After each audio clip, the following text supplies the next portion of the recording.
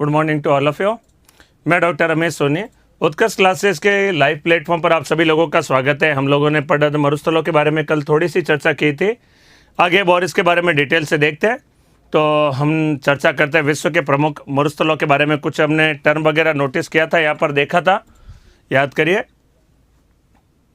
हमने कल देखा था महाद्वीपों में 20 से 30 डिग्री अक्षांशों के मध्य मरुस्थलों का विस्तार पाया जाता है। ये कल हमने चर्चा की थी, यहाँ पर 20 से 30 डिग्री अक्षांशों के मध्य। तो मरुस्थलों की लोकेशन देखिएगा सारों की एक साथ और जलधाराओं के साथ साथ। मैंने कहा था महाद्वीपों के पश्चिम भागों में समुद्री जलधाराएं बहती है, ठंडी समुद्री जलधाराएं। इस कारण से मरुस्थलों का निर्माण हो जाता है। और भी कौन कौन से कारण जिम्मेदार है उनके बारे में हम लोग चर्चा करते हैं। तो देखिएगा, यहाँ मैंने बताया था 20 से 30 डिग्री अक्षांशों के मध्य में 20 to 30 में यहाँ एक मरुस्थल है, नाम कहलाता है सहारा। सारे मरुस्थल एक बार लोकेट कर रहा हूं मैं आपके सामने, इंपॉर्टेंट जितने भी है, फिर इसके बारे में चर्चा करेंगे। सारा मरुस्थल,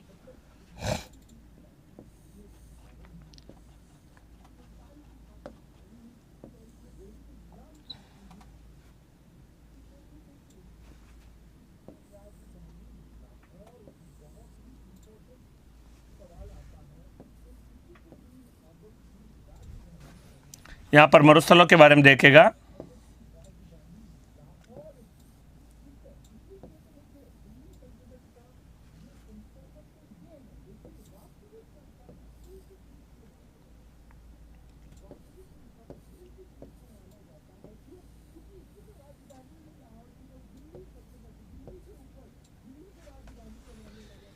ये कुछ मरुस्थल है विश्व स्तर के प्रमुख मरुस्थल, उनका चित्र मैंने आपके सामने बनाया है। तो प्रमुख जो मरुस्थल है उनका मैं आपके सामने चित्र बनाऊंगा। हाँ, तो देखिए, ये कुछ प्रमुख मरुस्थल होंगे, इनके मैं नामकरण दे रहा हूं और यहाँ पर हम लोग इसके बारे में चर्चा करेंगे। देखिए कौन कौन से मरुस्थल है यहाँ पर। तो देखिए यहाँ पर नाम देखेगा, अटाकामा मरुस्थल, अटाकामा दक्षिण अमेरिका महाद्वीप है। ये मरुस्थल का नाम कहलाता है पैटागोनिया।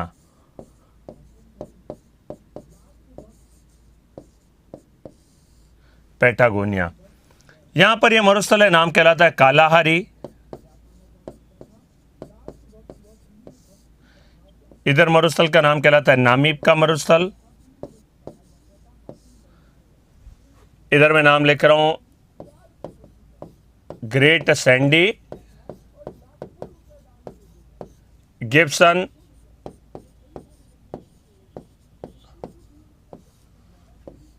और ग्रेट विक्टोरिया।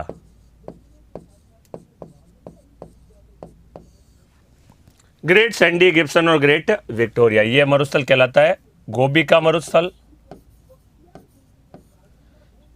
यहां भारत में नाम कहलाता है थार का मरुस्थल। और यहाँ चीन देश में एक मरुस्थल है, मरुस्थल का नाम कहलाता है तकला मकान का मरुस्थल। तकला मकान, तकला मकान का मरुस्थल यहां पर लोकेट कर दिया मैंने। सारा मरुस्थल, ये मरुस्थल है मोजावे,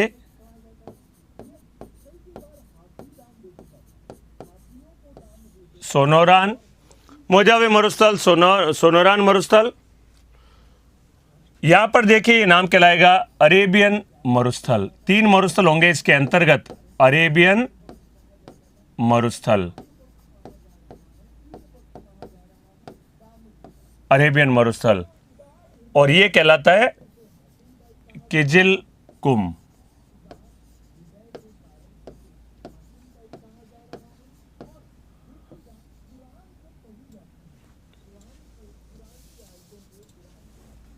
इसका नाम कहलाएगा काराकुम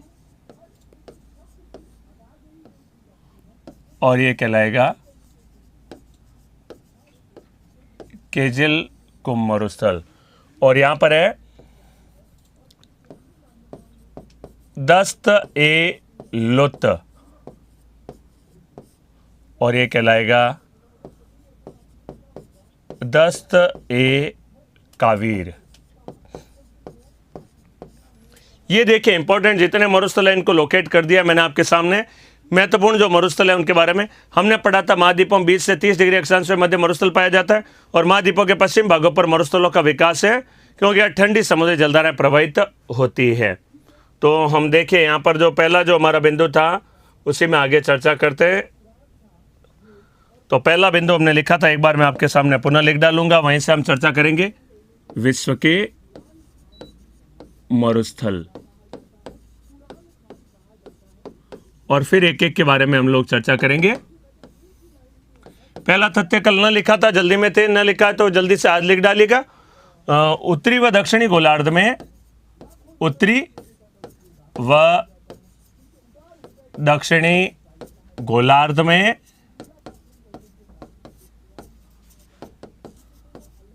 बीस से 30 डिग्री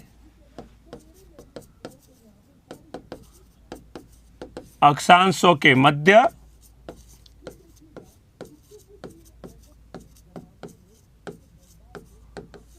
मरुस्थलों का विस्तार पाया जाता है।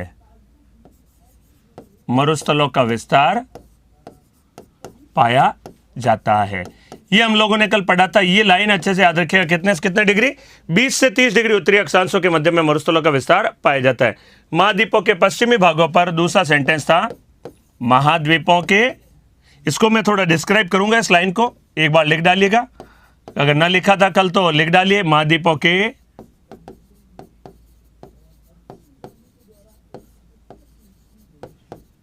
पश्चिमी भागों में, या लिखा था हमने कल, याद करिए, महाद्वीपों के पश्चिम भागों में मरुस्थलों का विकास पाया जाता है।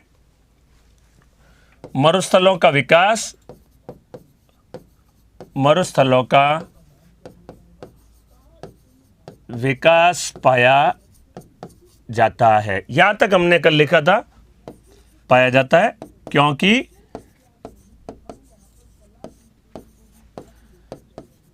क्योंकि महाद्वीपों के पश्चिमी भागों में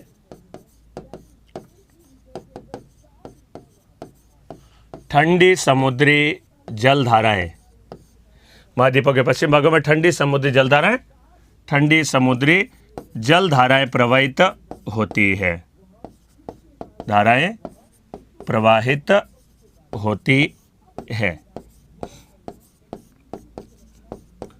यहां तक हमने कल देखा था, ना लिखा था जल्दी से लिख डालिए। तो ये सारा हमने कल पढ़ा था, याद करिए। मरुस्थलों के बारे में इतनी बातें हमने पढ़ी थी। लाइन इंपॉर्टेंट है, 20 से 30 डिग्री, मैंने कहा था वर्षा की मात्रा कम होगी तो 20 से 30 डिग्री में पश्चिम भागों में मरुस्थलों का विकास पाया जाता है क्योंकि महाद्वीप पर पश्चिम भागों में ठंडी समुद्री जलधाराएं प्रवाहित होती है। ठंडी समुद्री जलधारा कौन कौन सी है जरा आप चित्र में देखिएगा यहाँ पर, ठीक है। इतना ही हमने कल यहाँ तक हमने देखा था, तो यहाँ पर देखिएगा, हो गया। यहाँ पर ये कल ही लिखा था हमने, कल वाली बात यहाँ पर मैंने आपके सामने वापस से लिखी है। तो ये हमने चर्चा की थी, याद करिए। महाद्वीप पर पश्चिम भागों में मरुस्थलों का विकास पाया जाता है। अब इससे बड़ा तो मैं चित्र कर नहीं सकता क्योंकि पूरा विश्व दर्शाया, तो विश्व में इससे छोटा भी नहीं कर सकता, बड़ा भी। इतना चित्र यहाँ पर रहेगा, ये यहाँ पर महत्वपूर्ण रहेगा चित्र का। यहाँ पर जो वर्णन, एक नाम को मैं जरा इधर लिख देता हूं, ये मैं लाइन यहाँ पर लिख देता हूं, अटाकामा मरुस्थल। तो देखिए, महाद्वीपों के पश्चिम भागों में ठंडी समुद्री जलधाराएं प्रवाहित होती है। ठंडी समुद्री जलधाराएं चलेगी तो क्या होगा, नमी को अपनी ओर आकर्षित कर देती है। अगर किसी स्थान के पास में यहाँ ठंडी समुद्री जलधाराएं प्रवाहित होती है बड़ी तेजी से, तो अपनी ओर नमी को आकर्षित कर लेती है, और नमी को जब आकर्षित करेगी तो वह क्षेत्र लंबे समय बाद में सूखा हो जाएगा, नमी की कमी हो जाएगी, तो मरुस्थलों का निर्माण होगा। तो मरुस्थलों के निर्माण में योगदान देती है ठंडी समुद्री जलधाराएं। तो ये कहलाएगा, देखिए कौन कौन सी ठंडी समुद्री जलधाराएं, तो समझिएगा दीपक जी बोले ठंडी समुद्री जलधाराएं प्रवाहित होगी तो मरुस्थलों का निर्माण कैसे होगा सर, प्लीज समझाएं। सुनिएगा, मरुस्थलों के निर्माण में अनेक कारक जिम्मेदार होते हैं, उनमें से ये एक कारक है जो इसके निर्माण में योगदान देगा। इसका मतलब ये नहीं ठंडी हो गई तो हर जगह समय मरुस्थल ही होगा मरुस्थल, लेकिन यही एकमात्र कारण नहीं है, बहुत सारे कारण है, वही मैं सारों के ऊपर आपके सामने चर्चा करूंगा। तो पहला कारण है ठंडी समुद्री जलधाराएं मरुस्थलों के निर्माण में योगदान देती है। यहां पर देखिए महाद्वीप के यहां पर एक ठंडी समुद्री जलधारा प्रवाहित होती है, उसे नाम देते हैं दक्षिण अमेरिका के इधर पेरू या हम्बोल्ट जलधारा। इस जलधारा का नाम है पेरू या हम्बोल्ट जलधारा, क्योंकि यहां पर ही पड़ोस में एक देश है, देश का नाम कहलाता है पेरू देश। यहां पर देश है, देश का नाम है पेरू देश। पेरू देश के आधार पर नाम पड़ गया पेरू की जलधारा, या हम्बोल्ट व्यक्ति ने इसकी खोज की थी, जर्मनी के देश के विद्वान थे हम्बोल्ट, उन्होंने खोज की थी, नाम पड़ गया हम्बोल्ट की जलधारा। जब ये ठंडी समुद्री जलधारा यहाँ तेजी से प्रवाहित होगी, तो ठंडी जलधारा जब प्रवाहित होती है तो आसपास की नमी को अपनी ओर आकर्षित कर लेती है, और अगर नमी को आकर्षित करेगी तो क्षेत्र में अगर यहाँ से नमी हटा दूँ तो ये क्षेत्र क्या होगा, सूखा होता चला जाएगा। मिट्टी में से नमी हटेगी और नमी हटेगी, मिट्टी एकदम सूखी हो जाएगी और सूखने के बाद मरुस्थल के रूप में बदल जाती है। तो ठंडी समुद्री जलधारा महाद्वीपों के पश्चिम भागों में प्रवाहित होती है और मरुस्थलों के निर्माण में योगदान देती है। तो अटाकामा मरुस्थल के निर्माण में पेरू या हम्बोल्ट की ठंडी जलधारा का योगदान देखा जाता है। वैसे ही यहाँ पर नामीब और कालारी मरुस्थल के निर्माण में यहाँ पर एक ठंडी समुद्री जलधारा प्रवाहित होती है, इसका नाम कहलाता है बेंगुएला की ठंडी जलधारा, बेंगुएला।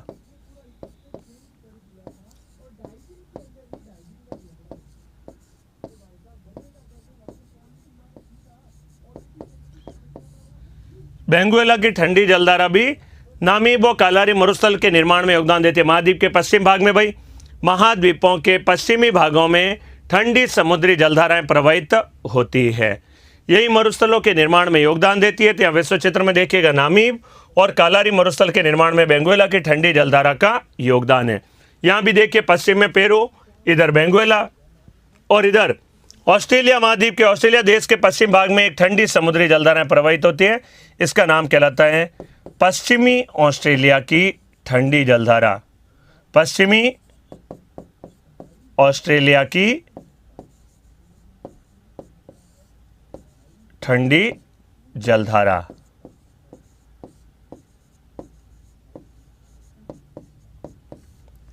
पश्चिमी ऑस्ट्रेलिया की ठंडी जलधारा ग्रेट सैंडी गिब्सन और ग्रेट विक्टोरिया मरुस्थलों के निर्माण में योगदान देती है।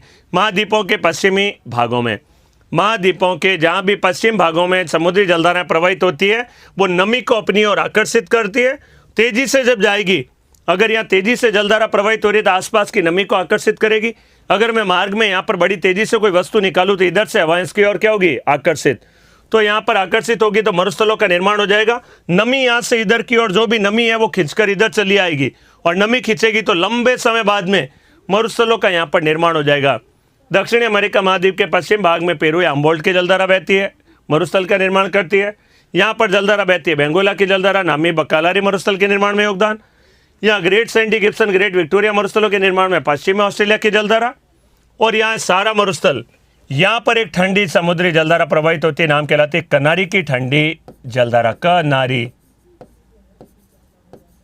की ठंडी जलधारा। ये मैप आपको कहीं नहीं मिलेगा, किसी चित्र में किताबों में मिला हुआ। यहाँ पर समझिएगा लेखा जरूर होता है। तो अब कनारी की ठंडी समुद्री जलधारा प्रवाहित होती है। यहाँ पर एक समुद्री जलधारा प्रवाहित होती है ठंडी, इधर उत्तरी अमेरिका महाद्वीप के पश्चिम दिशा में, नाम कहलाती है कैलिफोर्निया की ठंडी जलधारा, कैलिफोर्निया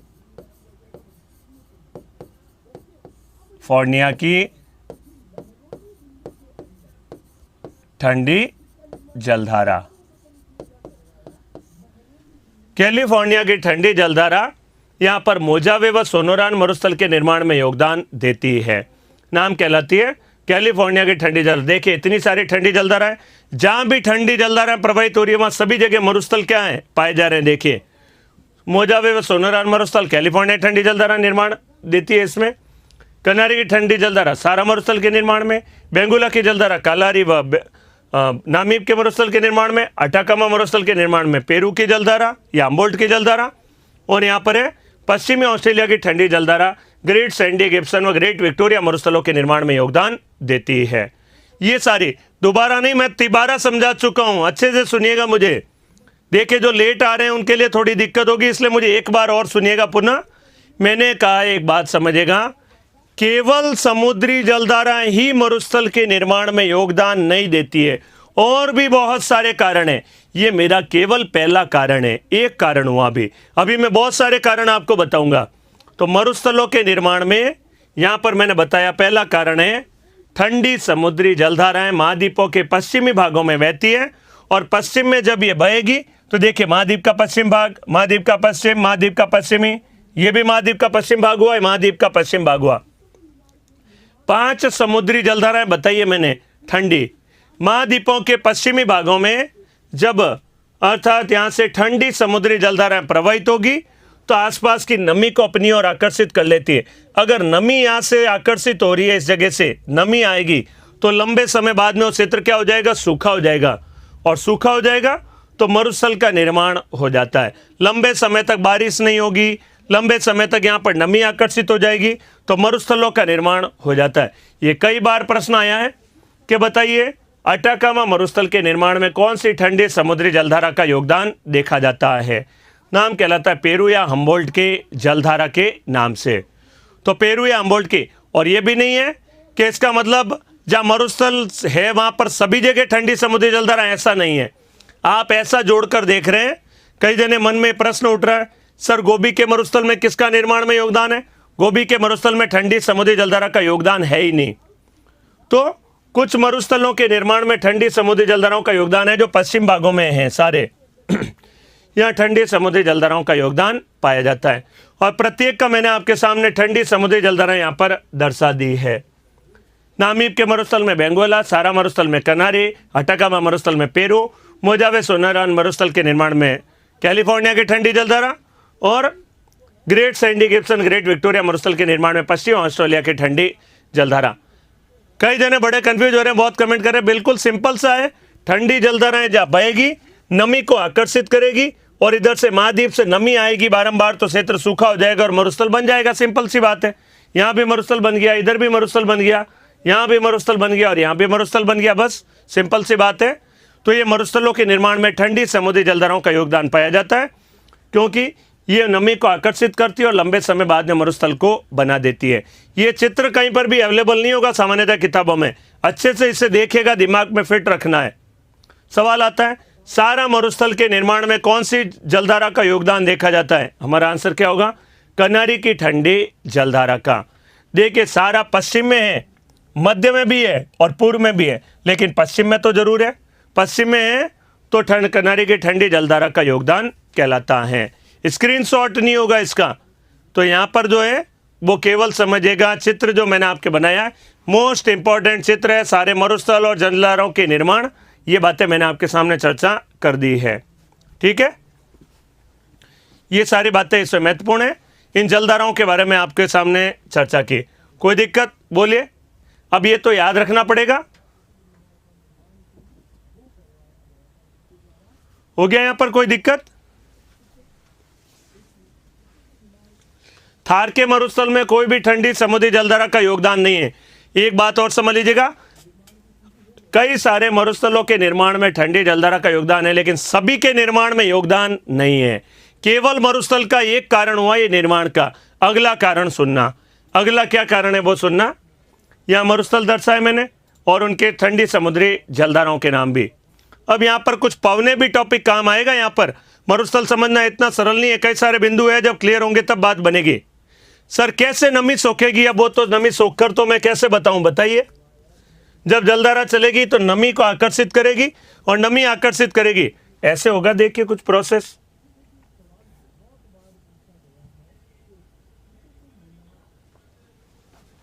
अगर ये ठंडी समुद्री जलधारा चली यहां पर तो आसपास में जो भी भूमि है ये भूमि का भाग हुआ, तो इस भूमि से जो भी नमी होगी वो नमी खींचकर कहां होगी, इधर की ओर जाएगी। क्योंकि जल जब यहां से कोई तेज में बड़ी तीव्रता से प्रवाहित करूं तो यहाँ की हवाएं वगैरह भी सारी इसकी ओर क्या होगी, आकर्षित होगी। जब ट्रेन चलती है तब क्या होता है, ट्रेन बड़ी तेजी से जब चलती है तो आसपास की हवाएं उसकी ओर क्या हो जाती है, आकर्षित। क्योंकि उसको काटते हुए निकल रही है तो हवा उसकी ओर आकर्षित होगी, आकर्षित। वैसे यहाँ पर भी नमी होगी जो आकर्षित होगी, तो यहाँ का क्षेत्र नमी हमेशा चली जाती रहेगी तो क्षेत्र क्या बन जाएगा, सूखा क्षेत्र बन जाएगा। ठीक है, अगला कारण समझना, मैं केवल मरुस्थल नहीं पढ़ा रहा हूँ, मरुस्थल क्यों बने उसका भी कारण दिखा रहा हूँ। और ये जो चित्र है वो मोस्ट इंपॉर्टेंट चित्र है। ऐसा चित्र सामान्यतः किताबों में नहीं है। सवाल जरूर आता है, बहुत बढ़िया से आता है सवाल, इसमें पूछा जाता है एग्जाम में, कौन सी जलधारा किस मरुस्थल के निर्माण में योगदान देती है। अगला बिंदु समझना, अब कुछ समझना पड़ेगा पवने टॉपिक। हालांकि वो पवने टॉपिक पढ़ाया नहीं है मैंने आपको, पवने जब पढ़ाऊंगा तो थोड़ा और क्लियर होगा। अभी तो केवल नाम याद रखना होगा आपको।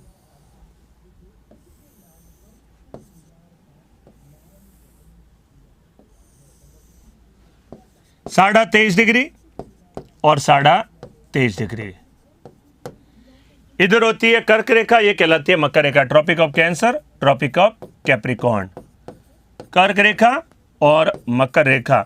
अगला कारण बता रहा हूं, कर्क रेखा व मकर रेखा,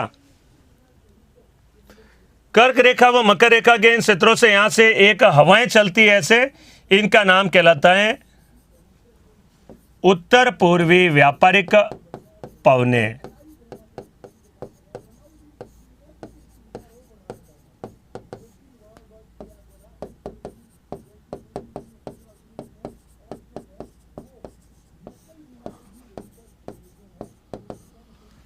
उत्तर पूर्वी व्यापारिक पवनों के बारे में, ये ग्लोब पर ऐसी पवनें चलती है उत्तर पूर्वी व्यापारिक पवनें, और यहां पर कुछ पवनें चलती है, इन पवनों को नाम देते हैं पछुआ पवनें। हम पढ़ेंगे आगे, हमारा टॉपिक आएगा पूरा एक डिटेल से, पछुआ पवनें ये कहलाती है पछुआ पवनें, वेस्टर्लीज,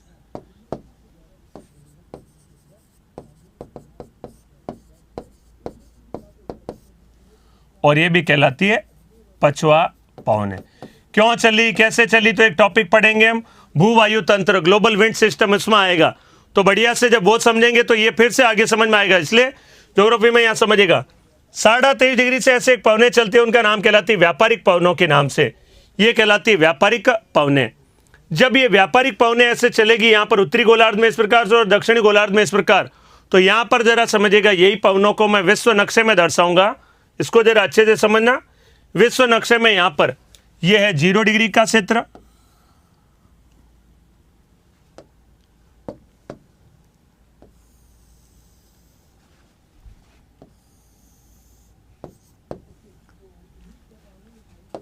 यहां पर ऐसी पवनें चलती हैं, इन पवनों को नाम देते हैं व्यापारिक पवने कहा जाता है। कौन सी पवने, व्यापारिक पवने कहा जाता है। ऐसी पवनें चलती हैं, इन पवनों को नाम देते हैं व्यापारिक पवने। और इधर है 23.5 डिग्री,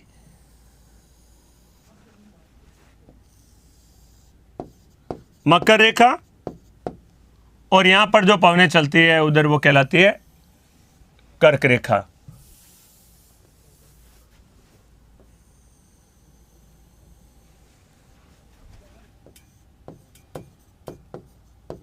देखिए समझना आप अच्छे से, यहां सर दिशा गलत नहीं है, बिल्कुल सही है। पवने मुझे बहुत अच्छे से याद है, कोई दिक्कत नहीं है, दिशाएं बिल्कुल सही है, कोई दिक्कत नहीं है इसमें। ये कहलाती है उत्तर पूर्वी व्यापारिक पवने, कहलाती है दक्षिण पूर्वी व्यापारिक पवने। पवने टॉपिक बहुत अच्छे से याद है मुझे, कोई दिक्कत नहीं। इनको कहते हैं उत्तर पूर्वी व्यापारिक पवने, कहलाती है दक्षिण पूर्वी व्यापारिक पवनों के नाम से। देखिए समझेंगे तो बढ़िया समझ में आएगा।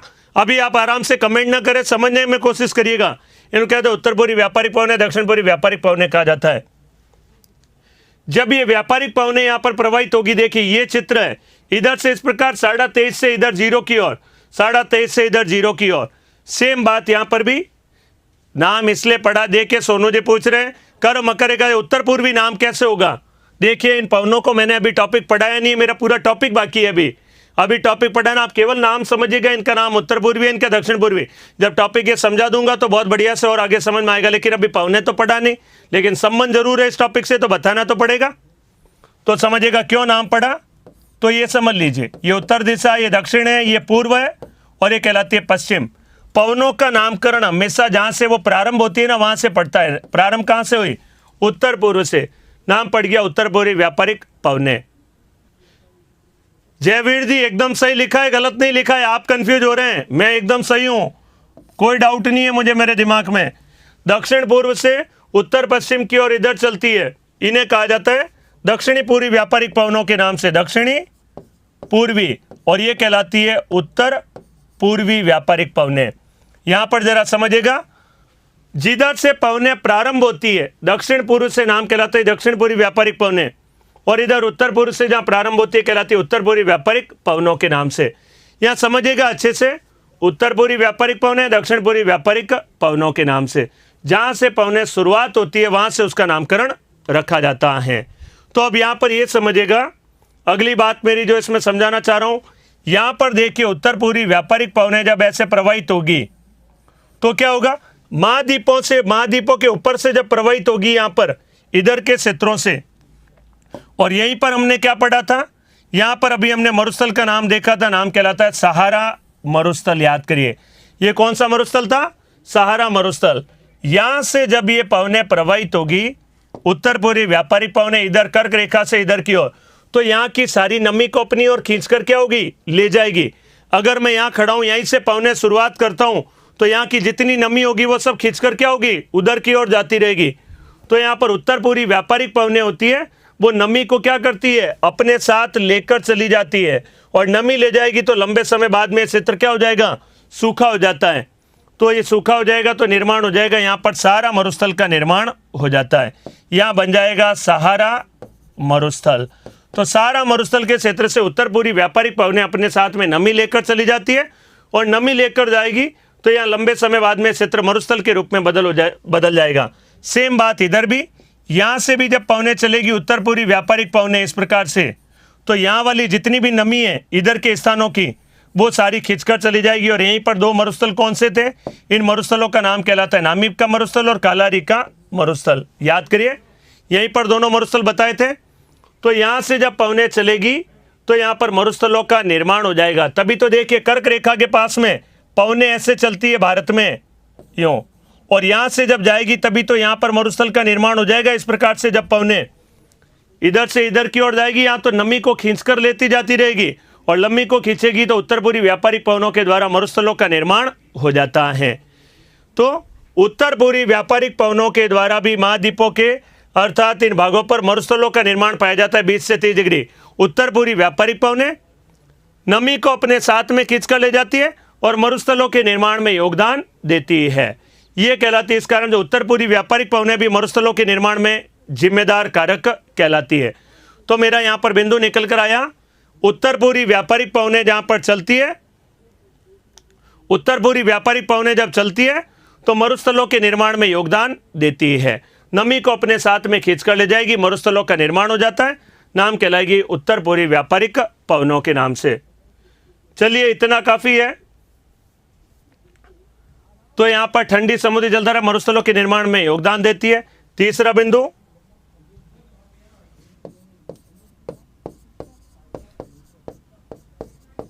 व्यापारिक पवनों के द्वारा भी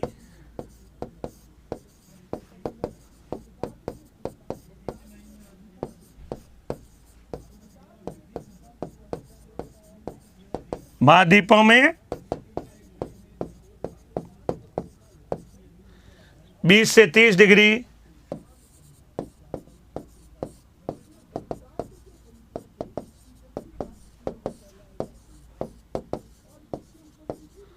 अक्षांशों के मध्य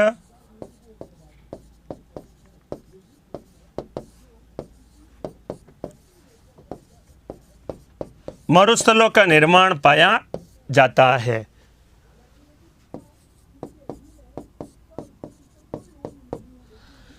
व्यापारिक पवनें जिम्मेदार होती है और ठंडी समुद्री जलधाराएं। दो कारण मैंने आपके सामने लिखे, नहीं भी समझ में आया तो कोई नहीं, अब फिर रट डालिए, लेकिन ये कारण है महत्वपूर्ण।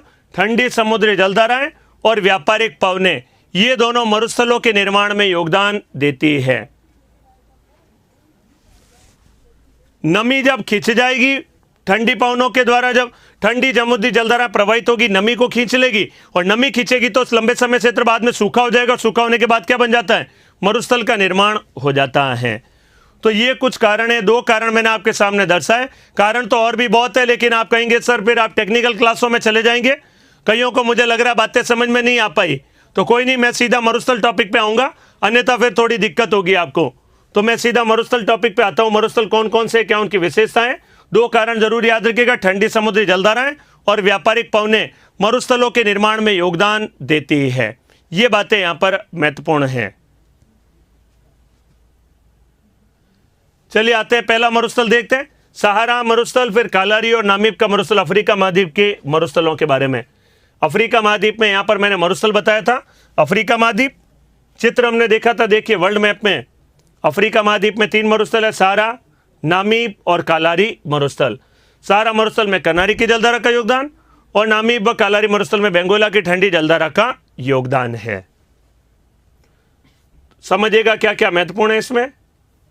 आते हैं अफ्रीका महाद्वीप। अफ्रीका महाद्वीप में यहां पर एक उत्तरी भाग में मरुस्थल है, उस मरुस्थल का नाम कहलाता है सहारा मरुस्थल।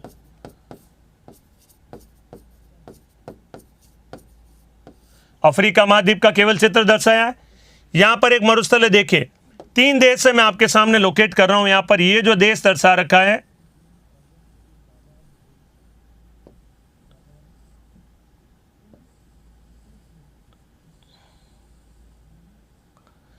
तीन देश मैंने आपके सामने यहां पर लोकेट कर रहा हूं। या 2 मरुस्थलों का विस्तार है और एक देश, यहां पर भी 4 देश की लोकेशन मैं आपके सामने बता रहा हूं। नाम सुनिएगा इनके, अंगोला,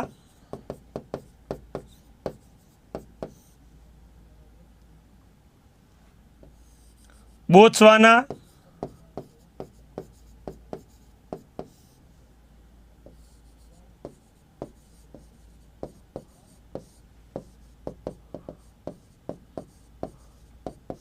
दक्षिणी अफ्रीका,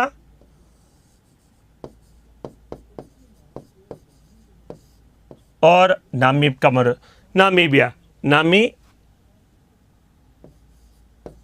नामीबिया देश। 4 देश है यहां पर मैंने आपके सामने बताया, अंगोला, बोत्सवाना, नामीबिया और दक्षिणी अफ्रीका। 4 देशों की लोकेशन बताई। अफ्रीका महाद्वीप में उत्तरी भाग में तो मरुस्थल है सहारा। यहां पर मरुस्थल देखिएगा, 2 मरुस्थल स्थित है इन देशों के अंतर्गत एक लंबी पट्टी के रूप में। ये मरुस्थल का नाम कहलाता है, यहां पर जो मरुस्थल दर्शाया देखिए, ये जो मरुस्थल है इसका नाम कहलाता है नामीब का मरुस्थल। और यहां पर एक मरुस्थल है, ये मरुस्थल कहलाता है कालाहारी का मरुस्थल, कालाहारी।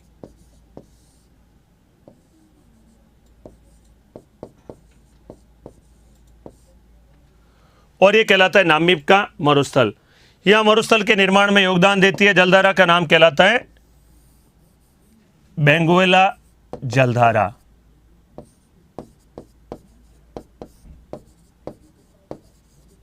बेंगुएला जलधारा, और यहां पर जलधारा का नाम है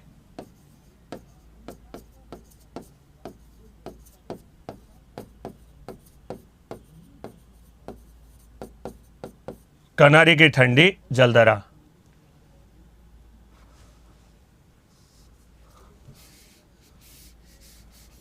बेंगुएला की ठंडी जलधारा। देखिए अब कंप्लीट वर्णन सुनिएगा। सहारा मरुस्थल अफ्रीका महाद्वीप के उत्तरी भाग में स्थित है, विश्व का सबसे बड़ा मरुस्थल है।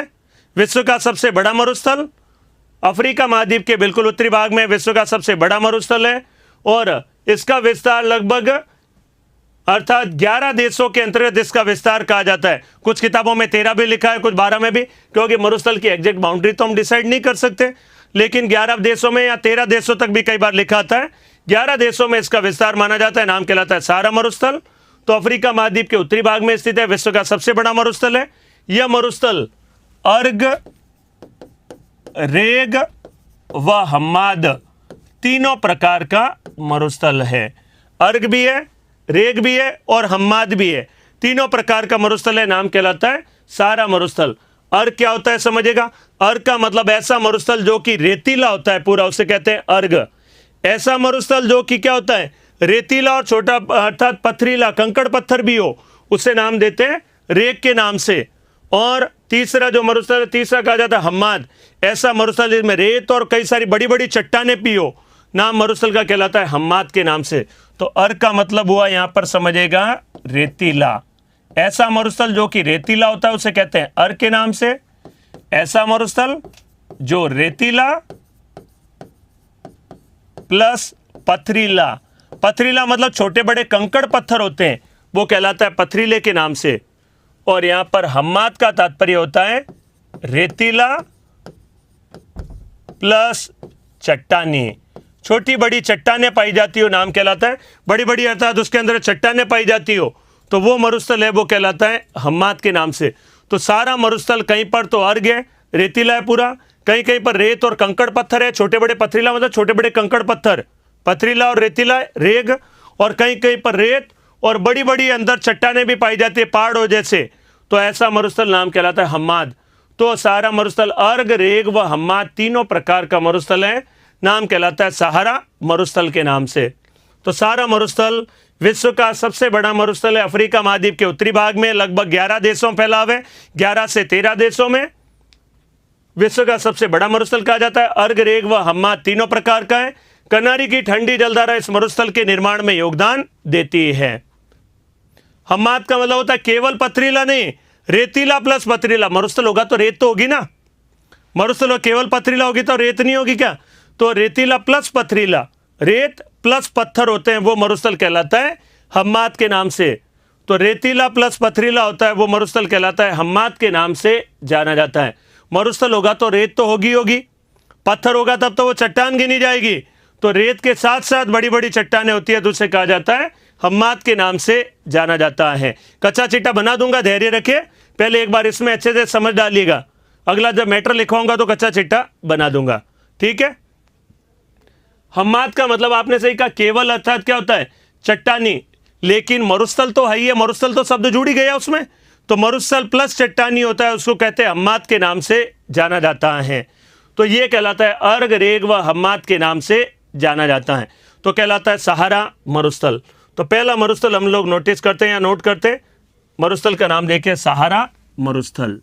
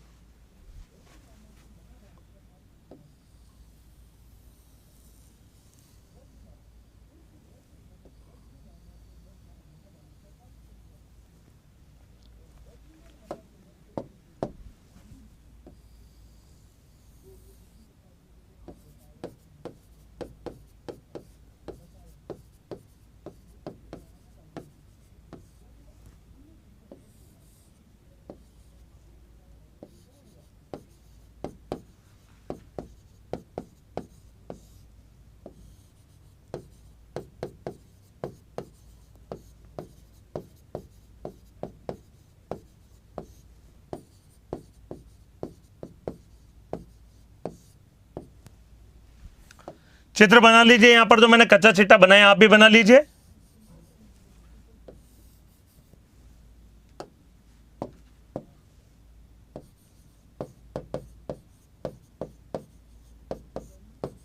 बेंगुएला की ठंडी जलधारा,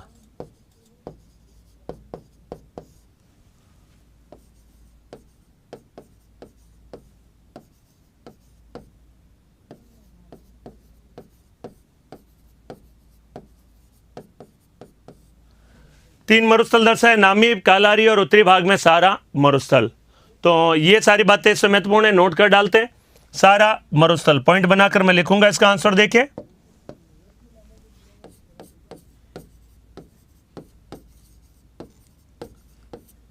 यह विश्व का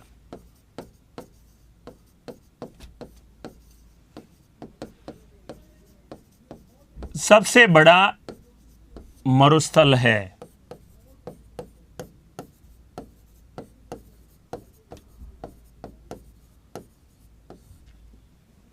यह मरुस्थल अफ्रीका महाद्वीप के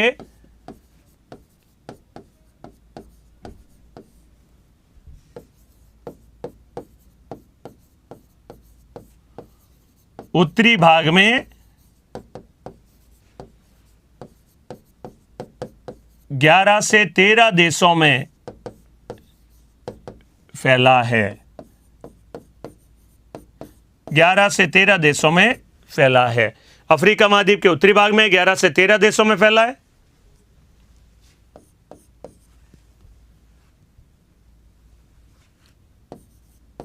यह मरुस्थल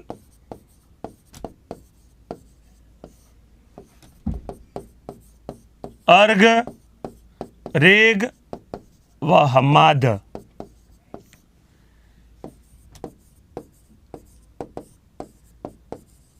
तीनों प्रकार का है। अर्घ, रेग व हम्माद तीनों प्रकार का है। अर्घ भी है, रेग भी और हम्माद भी है, तीनों प्रकार का मरुस्थल है। नाम कहलाता है सारा मरुस्थल के नाम से। कई जने कह रहे हैं सर ओके थैंक्स, बातें समझ में आ रही है नहीं, ये बताइए। महत्वपूर्ण है क्योंकि देखिए हमने जलधारा अभी टॉपिक पढ़ा नहीं है तो केवल नाम याद रखना पड़ेगा। जलधारा जब हम टॉपिक पढ़ लेंगे कंप्लीट तब आपको तो बात समझ में आ पाएगी, लेकिन अब एक ही बार में तो दो नहीं करवा सकता। मरुस्थल करवाने के बाद जब जलधारा पढ़ाऊंगा तो पुनः आपका संबंध स्थापित करूंगा, क्रॉस कनेक्शन कि देखिए मरुस्थलों में उस समय पढ़ा था तो क्यों यहाँ पर ठंडी समुद्री जलधारा प्रवाहित हुई थी, वो उस समय याद आ जाएगी। और पवने भी जब हम पढ़ेंगे उत्तर पूर्वी दक्षिण पूर्वी व्यापारिक पवने, तब और बातें समझ में अच्छे से आ पाएगी। अभी केवल नाम याद रखिएगा, महत्वपूर्ण है। अर्घ, रेग व हम्माद तीनों प्रकार का मरुस्थल है। सबसे बड़ा मरुस्थल अफ्रीका महाद्वीप से 11 से 13 देशों में फैला है, सबसे बड़ा मरुस्थल है।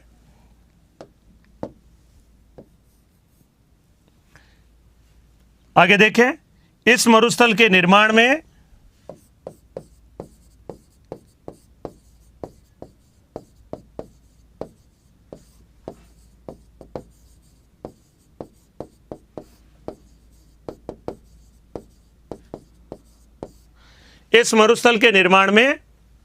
कनारी की ठंडी जलधारा का योगदान देखा जाता है। कनारी की ठंडी जलधारा का योगदान है।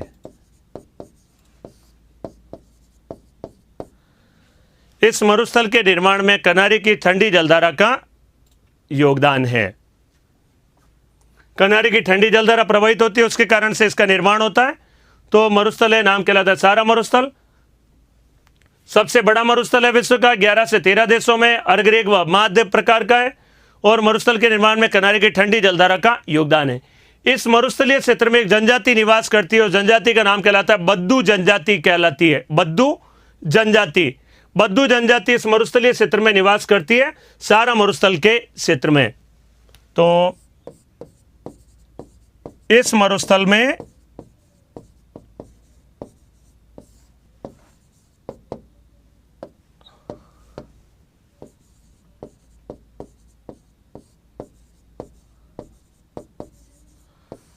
बद्दू जनजाति निवास करती है।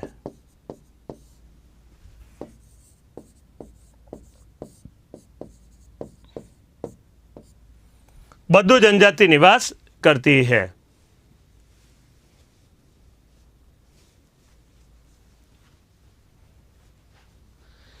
देखिए कई बार ऐसा होता है कि हम लोगों ने टॉपिक बहुत सारे अच्छे पढ़े, बातें समझ में आई थी या नहीं, बताइए।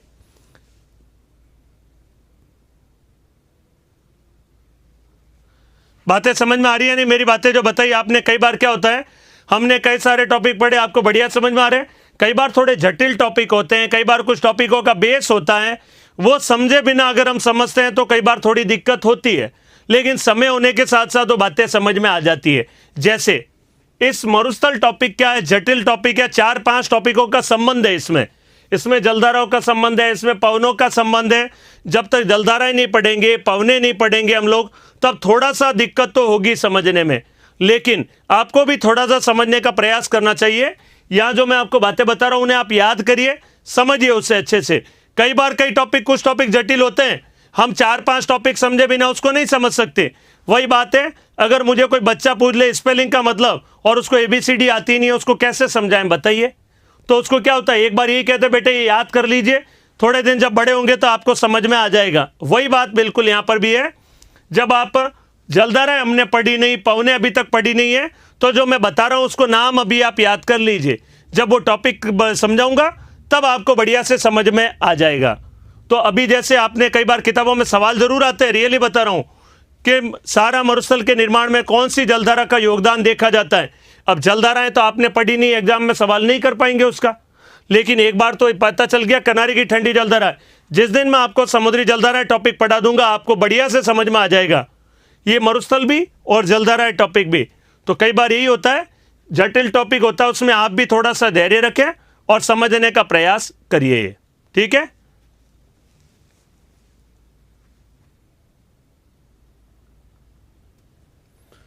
तो ये कहलाता है बद्दू जनजाति निवास करती है, अर्घ, रेग, हम्माद है, मैंने बताया था हम्माद का तात्पर्य क्या होता है? हम्माद का तात्पर्य मैंने बताया था रेतीला और चट्टानी। जहां पर रेत भी हो और चट्टाने भी हो तो अर्थात कहलाता है हम्माद के नाम से। तो इस मरुस्थल में भी तो कोई चट्टान हो जानी चाहिए फिर। और यहां पर एक लीबिया देश आता है, देखिए इस जगह पर एक देश है, देश का नाम कहलाता है लीबिया। यहां पर एक चट्टानी भाग है, यहां पर ऐसी चट्टान पाई जाती है, इस चट्टान का नाम कहलाता है तिब्बेस्ती चट्टान। तिब्बेस्ती चट्टान, तिब्बेस्ती पर्वत कह दो, चट्टान कह दो, पहाड़ कह दो। तो मरुस्थल है, मरुस्थल के अंदर मैंने कहा था हम्माद है, और हम्माद का तात्पर्य क्या होगा? रेतीला, साथ साथ बड़ी बड़ी चट्टानें भी होगी, तो नाम कहलाता है तिब्बेस्ती चट्टान है। यहाँ पर लीबिया देश में सारा मरुस्थल में आता है। कई बार आता है सारा मरुस्थल की बड़ी चट्टान का नाम क्या है? लीबिया देश में नाम कहलाता है तिब्बेस्ती चट्टान के नाम से जाना जाता है। तो ये चट्टान कहलाती है तिब्बेस्ती चट्टान के नाम से जानी जाती है, लीबिया देश के अंतर्गत आती है। तो यहां पर एक चट्टानी भाग है, चट्टानी भाग का नाम कहलाता है तिब्बेस्ती चट्टान के नाम से।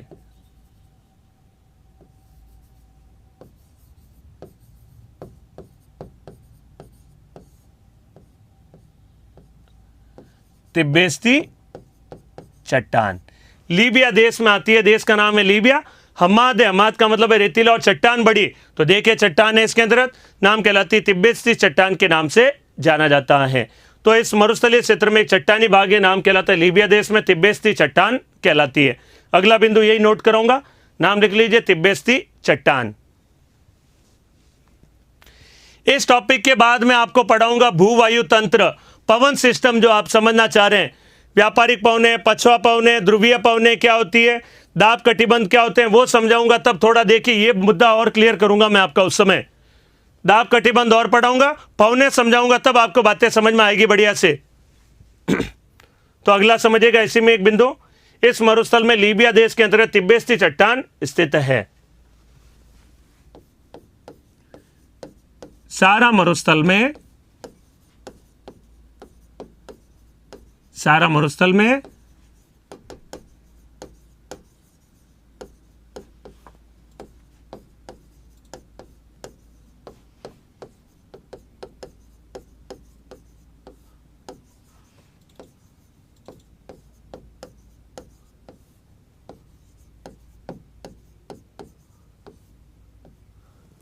तिब्बेस्ती चट्टान स्थित है।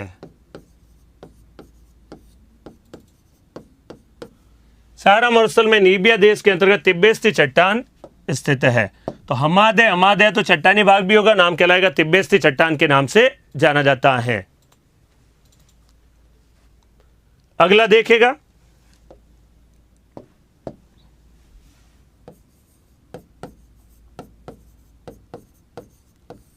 कालाहारी मरुस्थल।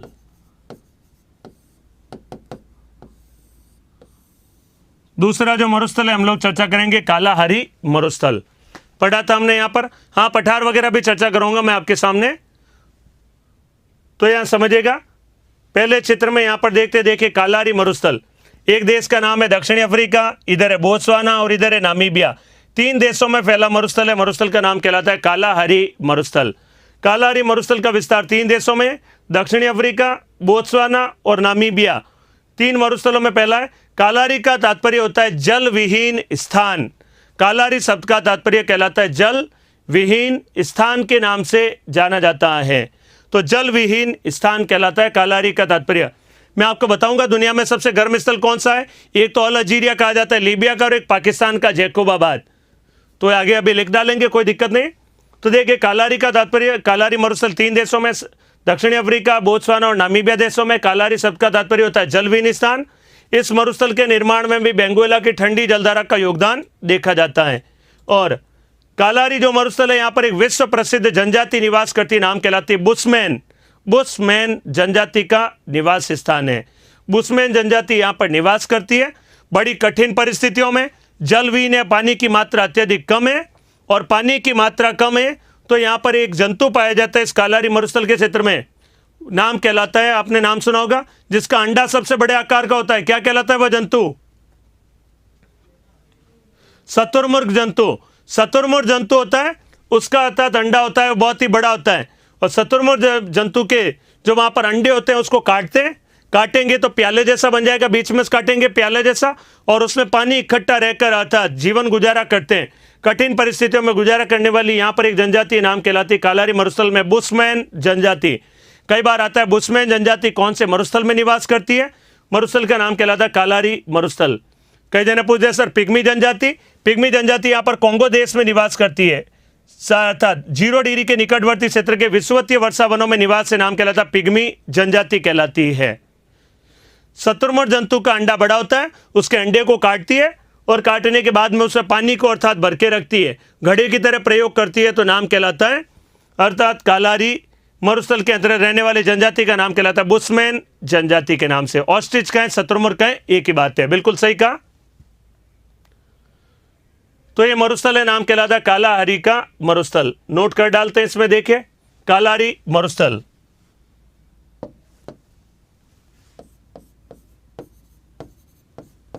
यह अफ्रीका महाद्वीप के दक्षिणी भाग में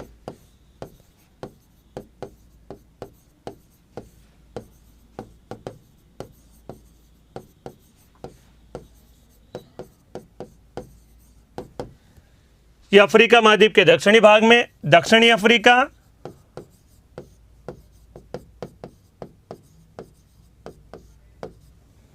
नामीबिया,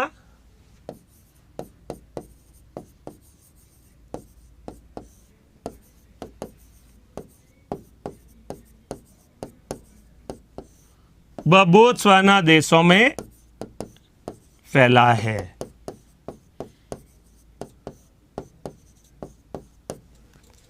दक्षिणी अफ्रीका महाद्वीप के दक्षिणी भाग में दक्षिणी अफ्रीका, नामीबिया, बोत्सवाना देशों में फैला है।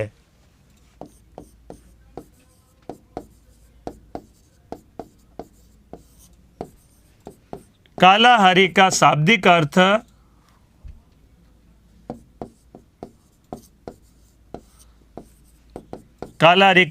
अर्थ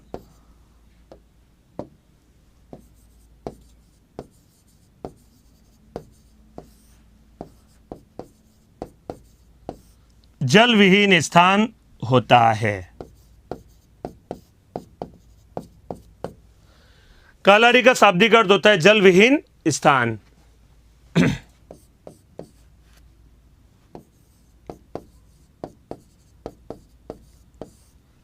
कालाहारी मरुस्थल में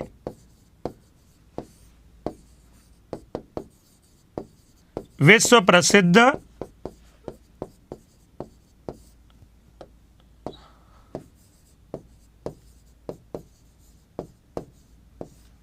बुशमैन जनजाति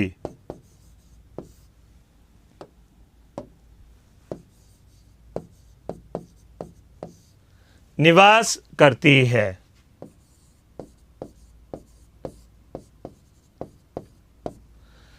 विश्व प्रसिद्ध जनजाति का नाम कहलाती है बुशमैन जनजाति। जल विहीन स्थान है शाब्दिक अर्थ। 3 देशों में फैला है, दक्षिणी अफ्रीका, नामीबिया व बोत्सवाना देशों में। दक्षिणी अफ्रीका में, नामीबिया में और बोत्सवाना देशों में फैला मरुस्थल है, नाम कहलाता है कालारी मरुस्थल। इस मरुस्थल के निर्माण में ठंडी जलधारा का योगदान देखा जाता है। ठंडी जलधारा का नाम कहलाता है बेंगुएला की ठंडी जलधारा। नेक्स्ट 2 टॉपिक आपको मैं मरुस्थल के बाद यही पढ़ाऊंगा, भूवायु तंत्र पवने, और उसके बाद में मैं आपको पढ़ाऊंगा समुद्री जलधाराएं। ये 2 टॉपिक पढ़ाऊंगा मैं आपको, तब मैं आपको वापस से इस टॉपिक की क्लैरिटी करूंगा, क्यों पवने चली, क्यों जलधाराएं चलती है। उसके बाद हम चर्चा करेंगे, देखिए आपको बहुत बढ़िया समझ में आएगा। अभी केवल नाम याद रखना है, बेंगुएला की ठंडी जलधारा प्रवाहित होती है। इस मरुस्थल के निर्माण में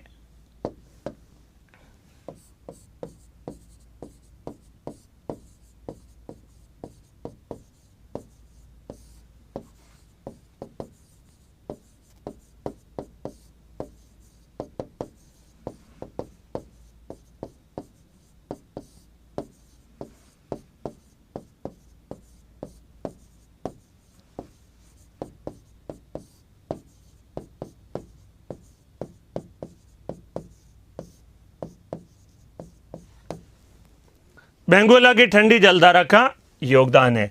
इस मरुस्थल के निर्माण में योगदान कहा जाता है बेंगुएला की ठंडी जलधारा का। तो ये बातें इसमें इंपॉर्टेंट है, ये याद रखिएगा। बेंगुएला की ठंडी जलधारा, बुशमैन जनजाति, शाब्दिक अर्थ जल विहीन स्थान, 4 देशों के अंतर्गत फैला है। मरुस्थल का नाम कहलाता है कालारी मरुस्थल के नाम से जाना जाता है।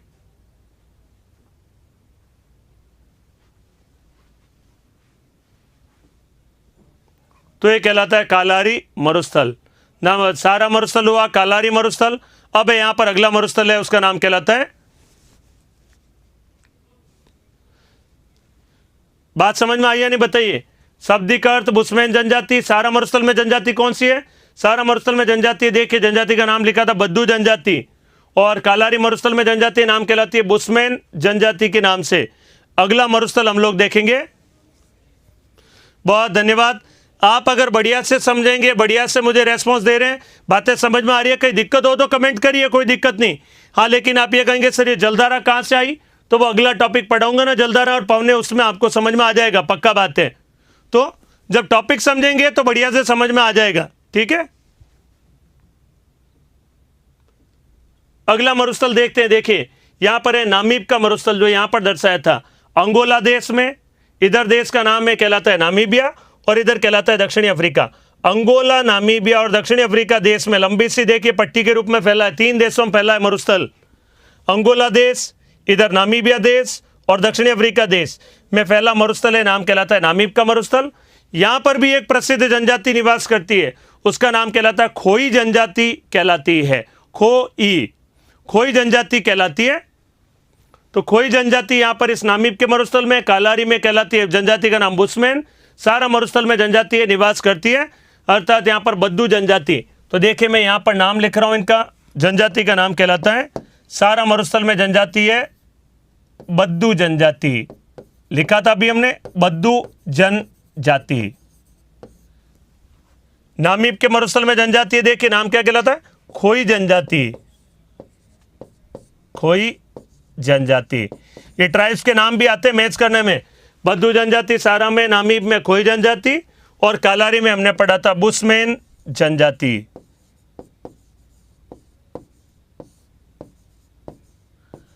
मानव भूगोल का टॉपिक कहा जाता है जनजातियां। तो बुशमैन जनजाति निवास करती है कालारी में, नामीब में खोई जनजाति और सारा में बद्दू जनजाति। तो यहां पर जलधारा योगदान कालारी के में और इन दोनों में निर्माण में। तो अगला देखते हैं, कालारी के बाद तीसरा मरुस्थल है, नाम कहलाता है नामीब का मरुस्थल। नामीब का मरुस्थल।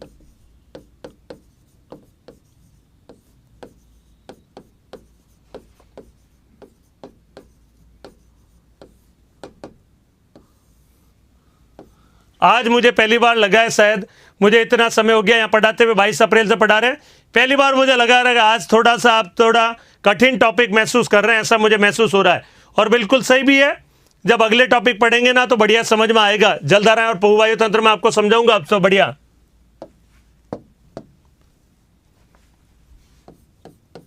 यह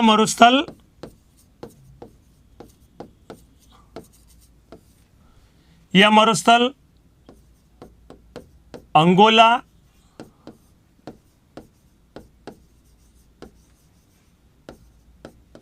नामीबिया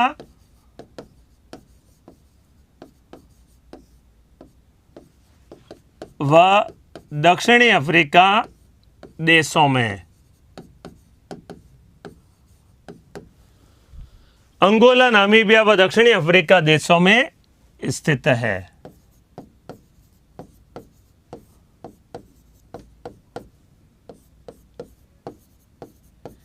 इस मरुस्थल में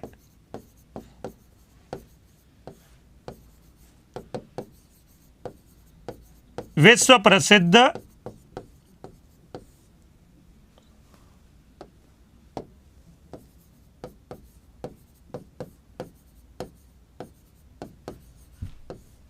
खोई जनजाति निवास करती है। खोई जनजाति निवास करती है।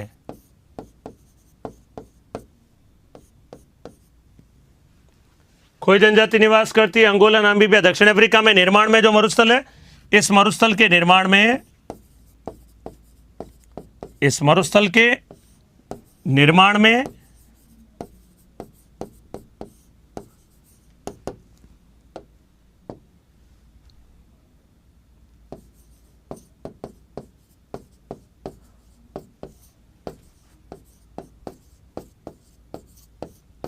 बेंगुएला की ठंडी जलधारा का योगदान है।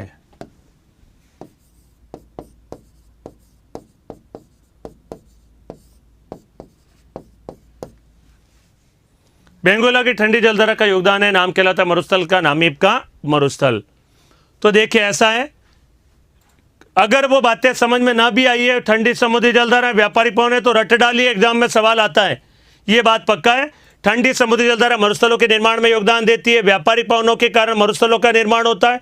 दो कारण हुए, बारिश का कम होना मरुस्थल के निर्माण में योगदान देता है, अनेक सारे कारण हैं। मैंने दो एक कारणों के सामने आपके सामने चर्चा की है, और भी आगे टॉपिक के साथ साथ चर्चा करता चला जाऊंगा।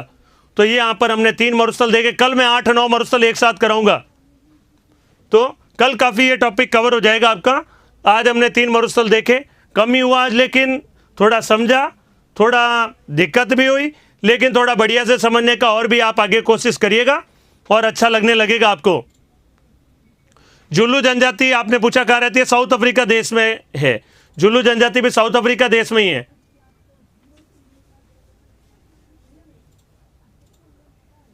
ठीक है, ये सारे मरुस्थल है। अरेबियन सागर के दक्षिण दिशा में कोई मरुस्थल नहीं है। अरेबियन सागर के दक्षिण दिशा में मरुस्थलों का विस्तार नहीं है। यहाँ पर ये सारे लगभग मैंने मरुस्थल दर्शा दिए। इस विश्व के नक्शे में बहुत ही इंपॉर्टेंट मैप है ये वाला, अक्सर इसे सवाल बनेगा, कौन सा मरुस्थल किस देश में कहाँ पर है, सबके बारे में चर्चा करूंगा। सारा, कालारी और नामीब, कल इधर के सारे मरुस्थल और ये सब चर्चा कर डालूंगा मैं आपके सामने। आज इतना ही, धन्यवाद।